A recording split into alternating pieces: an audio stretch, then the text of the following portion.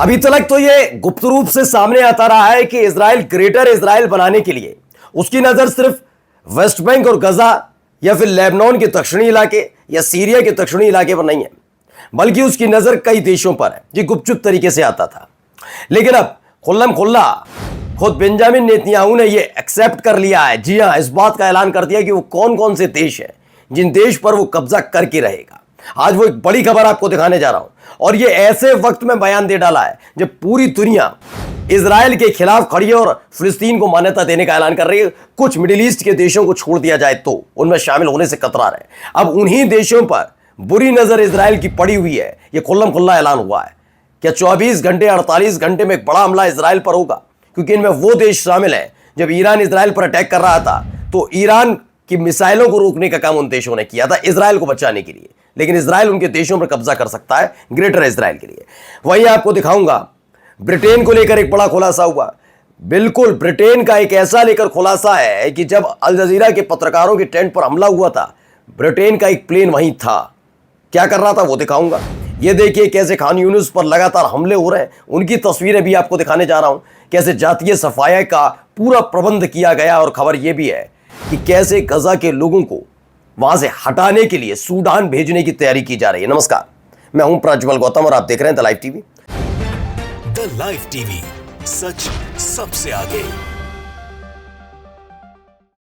शुरुआत इस खबर के साथ एक बड़ी खबर है।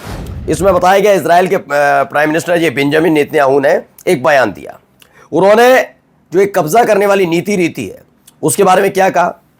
उन्होंने कहा एक ऐतिहासिक और आध्यात्मिक मिशन पर है।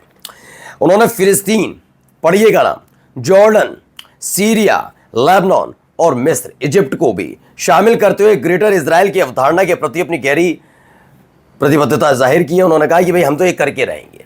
ये क्लियर कर दिया, आप नाम सुन लिया। इनमें से फिलिस्तीन का जिक्र कर लूं, सीरिया का लेबनान का कर लूं, ये दो ही देश हैं खास तौर पर। यहां फिलहाल इससे 36 का आंकड़ा इजराइल का, वरना सीरिया तो अल-जुलानी की सरकार नतमस्तक है अमेरिका की वजह से इजराइल के सामने। जॉर्डन हमेशा मदद करता है इजराइल की। मिस्र एक तरीके से गुपचुप तरीके से भी सौदेबाजी कर रहा था। अब खुल्लम खुल्ला खुद बेंजामिन नेतन्याहू का यह ऐलान है, तो सोचिए इनकी हालत क्या होगी।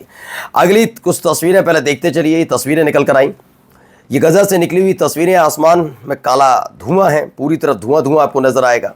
ये धुआं की आपको तस्वीरें दिखाता चल रहा हूँ। ये धुआं अलग अलग, ये बेतहाशा धुआं, और इन सब के बीच देखिए कितनी जोरदार रोशनी है। ये एक तस्वीर निकलकर सामने आई। तो अलग अलग तस्वीरें हैं, ये निकलकर सामने आई हैं। एक और मैं आपको तस्वीर दिखा देता हूं पहले। ये देखिए, ये हमला, जोरदार हमले।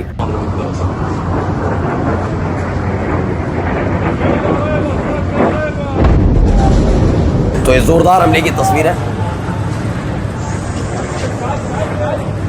अब देखिए एक और, पूरा ऐसा लग रहा है दिन का उजाला हो गया, जबकि रात की तस्वीरें। कितना जोरदार धमाका रहा होगा समझ सकते हैं। तो ये खबर निकलकर सामने आई है। इसमें बताया गया था इजरायली ऑक्यूपेशन फोर्सेस, उन्होंने अल अमाल नेबरहुड है, खान यूनिस इलाका, वहाँ पर ये हमला किया है। ये देखिए यहाँ पर भी यही लिखा है दूसरी खबर में भी। साउथर्न जो दक्षिणी गजा है वहाँ के खान यूनिस पर ये बड़ा ज़बरदस्त हमला हुआ है, अटैक हुआ। अब आइए एक महत्वपूर्ण खबर की तरफ आपको लेकर चलता हूँ। ये खबर पूरी दुनिया में हल्ला मचाए हुए है, क्योंकि आप सबको पता है कि अल जजीरा के पत्रकारों की जिस तरह से बेरहमी से हत्या की गई, उनके टेंट पर हमला किया गया, इसने इजराइल को और बैकफुट पर ला दिया। इजराइल की हालत खस्ता करती है। कल तक जो दो देश इजराइल का समर्थन नहीं कर रहे थे, बल्कि चुप चल रहे थे, और फिलिस्तीन का भी समर्थन नहीं कर रहे थे, चुप थे, अब उन्होंने इजराइल के खिलाफ मोर्चा खोल दिया है। 3 तरह के देश हैं इस समय। पहले ये जो इजराइल की मुखालफत कर रहे हैं, फिलिस्तीन का समर्थन कर रहे हैं। कुछ ऐसे हैं जो इजराइल का समर्थन कर रहे हैं और फिलिस्तीन का मुखालफत कर रहे हैं, यानी फिलिस्तीनियों का, गजा के लोगों का विरोध कर रहे हैं। और तीसरे वो लोग हैं जो चुपचाप बैठे हुए हैं। तो हुआ यह कि बड़ी तादाद इस समय ऐसे लोगों की है जो इजराइल के खिलाफ खड़े हैं और फिलिस्तीन के साथ, और जो चुप अभी तक बैठे थे वो भी इजराइल के खिलाफ खड़े हो गए। अब इन सब में एक बड़ा खुलासा यह है कि द नेशनल की खबर है, द स्पाई प्लेन था एक, वो गजा के ऊपर उसी वक्त उड़ रहा था जब इजराइल ने अल जजीरा के पत्रकारों की टेंट पर हमला किया, और जिसमें 5 पत्रकारों की मौत हो गई। ये दावा है, पढ़िए। यह अपने आप में बड़ी खबर है, जिसने ब्रिटेन में भी हड़कंप मचा दिया है। ब्रिटेन में भी इसमें खासी नाराजगी देखने को मिल रही है कि लोग ये कैसे कर सकते हैं। देखिए कीर स्टारमर हैं, उन्होंने एक बड़ा ज़बरदस्त तरीके का बयान दिया उन्होंने। इजराइल के लिए गजा के ऊपर से गुजरने वाले ब्रिटिश के स्पाई प्लेन का गुप्त रूप से उन्होंने कहा कि इसे सीक्रेट तरीके से प्राइवेटाइज किया गया, निजीकरण उन्हें, लेकिन उन्हें पकड़ लिया गया। लेकिन अब ये बताने से मना कर रहे हैं कि इस अनुबंध के लिए जो कॉन्ट्रैक्ट हुआ इसमें ब्रिटेन के कितने ऐसे टैक्स पेयर हैं जिनका नुकसान हुआ। ये उनका आरोप है कि हम एक अमेरिकी कंपनी को जेनोसाइड में शामिल होने के लिए पैसे दे रहे हैं और हमें यह भी नहीं पता कितना पैसा हम खर्च कर रहे हैं इन सब चीज़ों के लिए। तो लगातार चलेदर इनकी हो रही है, अलग अलग तरीके से इनको लताड़ा भी जा रहा। अब आइए एक ये खबर देखिए, worlds leader march in Paris. 2015 में ये एक मार्च निकला था। इस मार्च को जरा देखिएगा गौर से। इसमें आपको नजर कौन आएंगे? इसमें नजर आएंगे आपको बेंजामिन नेतन्याहू। बताएं 2015 में चार्ली हेब्दो हमले के बाद अलग अलग देशों के नेताओं ने पेरिस में प्रेस की आज़ादी की रक्षा का नारा लगाते हुए मार्च निकाला था। विडंबना यह है कि उनमें बेंजामिन नेतन्याहू भी शामिल थे, जो गजा में पत्रकारों की हत्या के लिए जिम्मेदार। और भी बड़ी विडंबना यह है कि गजा में 220 से ज़्यादा पत्रकार मारे जा चुके हैं, फिर भी दुनिया खामोश है। यहाँ पर सिर्फ चार्ली हेब्दो वाले मसले के लिए सब शामिल हो गए थे, बड़े बड़े देशों के राष्ट्र प्रमुख। लेकिन यहाँ कौन कितना कैसे खड़ा है ज़रा खुद सोचिए।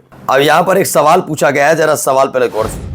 You said this crime against the journalists should be investigated. I ask you, you don't investigate a crime if the criminal is obvious. Wouldn't be appropriate to say? दरअसल यूएन की एक ब्रीफिंग चल रही थी, वहाँ पर यूएन में जानकारी दी जा रही थी। एक पत्रकार ने एक सवाल पूछा, उन्होंने कहा कि एक बात बताइए, जो अल जजीरा के पत्रकारों को मारा गया उसकी उस हत्या की, उस घटना की जांच क्यों की जा रही है, जबकि ये साफ जाहिर है कि इसे इजराइल ने किया। तो इस पर लेबल क्यों नहीं लगा दिया जाता? ये वॉर क्राइम है, युद्ध अपराध है। इसे करने से यूएन क्यों घबरा रहा? सब एक्सपोज हो रहे हैं। अभी अब ब्रिटेन हुआ, अब ये एक्सपोज हो रहा है। वहीं देखिए द क्रिडल की खबर है कि इजराइल ने गुपचुप तरीके से एक प्लान तैयार किया। उसने दक्षिणी सूडान ये पूरा प्लान तैयार किया गजा में भेजे जाने। कह दिया गया है गजा के लोगों को दक्षिणी सूडान में शिफ्ट करने का प्रयास चल रहा है, जिससे इस पूरे इलाके को खाली कर लिया जाए। लेकिन क्या इतना संभव हो पाएगा, सवाल हो पाएगा? जरा देखिए क्यों कह रहा हूं, इसे देखिए। ये कुदस ब्रिगेड है,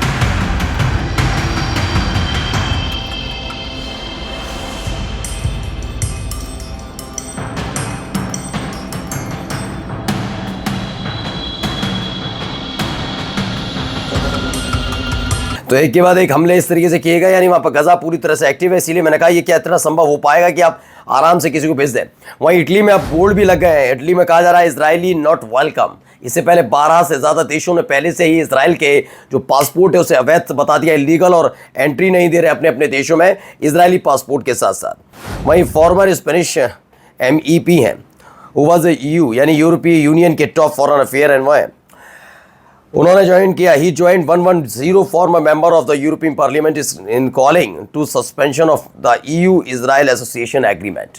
यानी कि ये भी एक बड़ा मसला। और जाते जाते Hamas delegation in Cairo to push for Gaza cease fire. ये हमास का डेलीगेशन वहाँ पर पहुँचा है और गजा सीज फायर के लेकर बातचीत वहाँ पर चल रही है। नमस्कार।